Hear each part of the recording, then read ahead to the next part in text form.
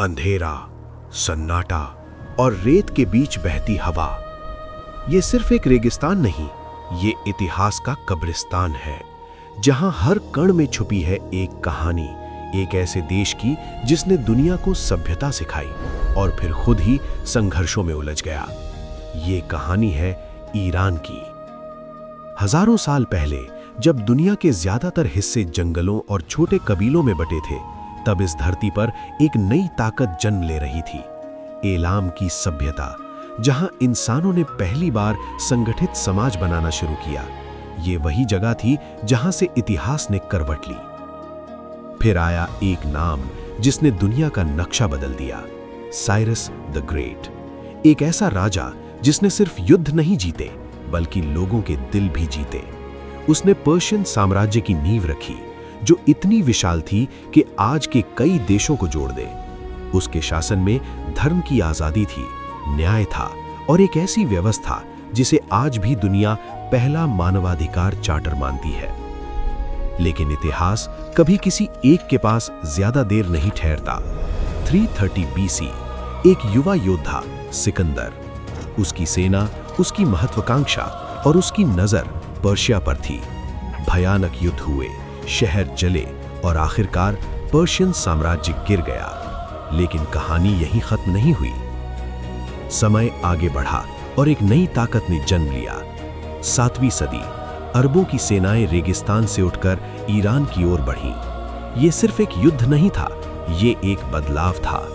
इस्लाम धीरे धीरे ईरान की पहचान बन गया और फिर सदियों तक राजवंश बदलते रहे। सेल्जुक, मंगोल और फिर सफवीद साम्राज्य। 1500 का दशक, जब ईरान ने खुद को एक नई पहचान दी, शिया इस्लाम, जो आज भी ईरान की आत्मा है। लेकिन असली खेल अब शुरू होने वाला था। 20वीं सदी, दुनिया बदल रही थी, नई ताकतें उभर रही थी। ब्रिटेन, रूस और उनकी नजर थी ईरान के तेल पर। ईरान जो अब सिर्फ एक देश नहीं, बल्कि एक रणनीतिक खजाना बन चुका था। शाह का शासन, एक तरफ आधुनिकता, दूसरी तरफ असंतोष। लोगों को लगने लगा कि उनकी पहचान, उनकी संस्कृति खतरे में है। और फिर 1979, इतिहास का सबसे बड़ा मोड़। सड़कों पर लाखों लोग, नारे, गुस्सा और एक आवाज, आयतुल्लाह खुमैनी, एक ऐसा नेता जिसने क्रांति की आग को भड़काया। शाह देश छोड़कर भाग गया और ईरान एक इस्लामिक रिपब्लिक बन गया। लेकिन क्रांति के बाद शांति नहीं आई, बल्कि एक नई लड़ाई शुरू हुई, ईरान बनाम इराक।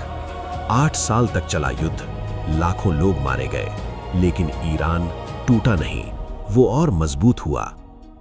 आज ईरान एक रहस्य है, एक ताकत जिससे दुनिया डरती भी है और समझना भी चाहती है। परमाणु कार्यक्रम, प्रतिबंध, राजनीतिक तनाव, लेकिन इन सब के पीछे एक देश जो अपनी पहचान, अपनी ताकत और अपने इतिहास को बचाने की कोशिश कर रहा है।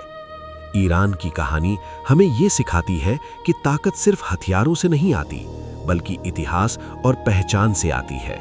और शायद यही वजह है कि हजारों साल बाद भी ईरान आज भी खड़ा है।